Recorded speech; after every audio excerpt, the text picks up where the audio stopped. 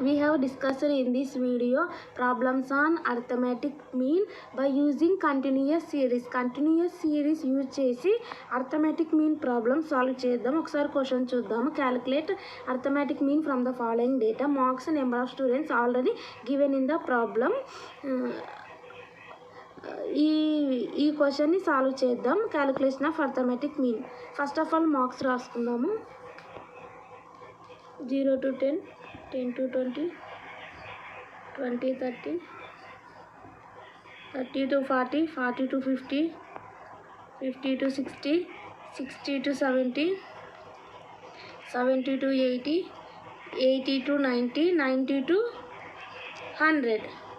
Frequencies 33, 53, 108, 221, 153, 322, 439, 526, 495, 50. These are the frequencies.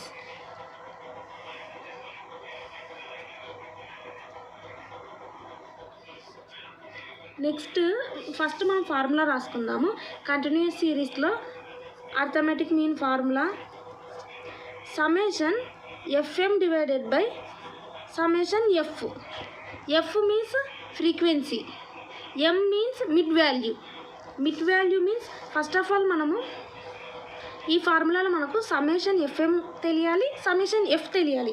Summation FM value, summation F value తెలిస్తే ఈ ఫార్ములాని use చేసి ఈజీగా సాల్వ్ చేసుకోవచ్చు. ఇందులో మనకు ఫస్ట్ సమ్మేషన్ ఎఫ్ తెలియాలి, సమ్మేషన్ ఎఫ్ఎం తెలియాలి. Summation F means already F values వాళ్ళు ఇచ్చినారు, వాటిని సమ్మేషన్ ఎఫ్ మీన్స్ ఈ ఫ్రీక్వెన్సీస్ని సమ్ చేసుకుంటే ఈ సమ్మేషన్ ఎఫ్ వాల్యూ వస్తుంది. వీటిని యాడ్ చేస్తే సమ్మేషన్ ఎఫ్ ఈక్వల్ టు 2400 వస్తుంది.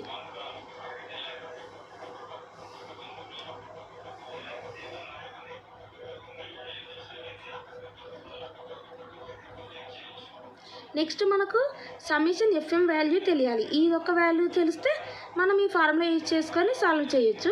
మనకు ఆల్రెడీ ఎఫ్ వాల్యూ తెలుసు, మనకు ఎం వాల్యూ తెలియాలి. ఎం వాల్యూ తెలిస్తే ఎఫ్ని ఎంతో మల్టిప్లై చేసి తర్వాత వచ్చిన వాల్యూని సమ్మేషన్ చేస్తే సమ్మేషన్ ఎఫ్ఎం తెలుస్తుంది. సో మనకి ఇక్కడ ఎం వాల్యూ తెలియాలి. M means mid value. M means mid value. Mid value ఎందులో నుంచి తీసుకోవాలంటే ఈ 0 to 10కి మధ్యలోని వాల్యూని మిడ్ వాల్యూ అంటారు. మిడిల్ వాల్యూ 0 to 10కి మిడిల్ వాల్యూ ఏంటిది 5, 10కు 20కి మిడిల్ వాల్యూ 15, 20కి 30కి మిడిల్ వాల్యూ 25, 30కి 40కి మిడిల్ వాల్యూ 35, 40కి 50కి మిడిల్ వాల్యూ 45, 50కి 60కి మిడిల్ వాల్యూ 55, 60కి 70కి మిడ్ వాల్యూ 65, 70కి 80కి mid value 75, 80కి 90కి mid value 85, 90కి 100కి mid value 95. అంటే మిడ్ వాల్యూస్ మనము ఈ 0కు 10కు మధ్యలో ఉన్నటువంటి వాల్యూస్ని మనం మిడ్ వాల్యూస్ అంటాం. ఈ 0కి 10కు మధ్యలో ఉన్న వాల్యూ ఏంటిది 5, 10కు 20కి మధ్యలో ఉన్న వాల్యూ ఏంటిది 15. ఇలా మిడ్ వాల్యూస్ తీసుకోవాలి. నెక్స్ట్ ఈ మనకు ఆల్రెడీ ఎం మిడ్ వాల్యూస్ తెలిసినాయి. నెక్స్ట్ ఎఫ్తో మల్టిప్లై చేయాలి. మీన్స్ ఈ ఎఫ్ని ఎంని మల్టిప్లై చేయాలి. 33 into 5 165, 53 into 15 795. మల్టిప్లై చేసుకోవాలి. క్యాలిక్యులేటర్ యూజ్ చేసి మల్టిప్లై చేయండి, ఆన్సర్ వస్తుంది. 108 into 25 2700, 221 into 35 7735, 153 into 45 6885, 322 into 55 17710, 439 into 65 28535, 526 into 75 39450, 495 into 85 42075, 50 into 95 4750, ఇవి ఎఫ్ఎంని మల్టిప్లై చేస్తే వచ్చిన వాల్యూస్.